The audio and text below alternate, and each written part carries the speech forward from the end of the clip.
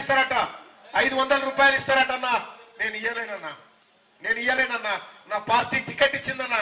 నా పార్టీ గొప్ప పార్టీ అన్న. ఈ వేదిక ముందున్నటువంటి నాయకత్వం అంతా గొప్ప నాయకత్వం అన్న. ఏ రోజు కూడా తీన్మార్ మల్లన్న ఏ నాయకుని కోసం ఒక్క అనా పైసా తీసుకొని ప్రచారం చేయలేదన్నా. ఇవాళ మీరందరూ ఒక్కసారి గమనించాల్సిందిగా కోరుతా ఉన్నా. ఇవాళ నన్ను అవమానిస్తారు, నా కుటుంబాన్ని అవమానిస్తారు.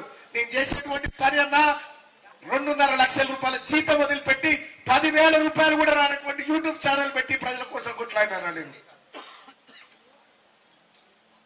తెలుసా అన్న, నా బిడ్డ పరిస్థితి తెలుసా అన్న? ప్రతిరోజు ఇంటికి డాక్టర్ వచ్చి ట్రీట్మెంట్ చేయకపోతే నా బిడ్డ బతకదన్నా. ఆ పరిస్థితిలో ఉంది. ఆ బిడ్డకు వచ్చిన కష్టం ఏ బిడ్డకు రావద్దు అనుకుంటున్నా. ఇవాళ అన్యాయంగా తీన్మార్ మల్లన్న పైన దుష్ప్రచారం చేస్తా ఉన్నారు.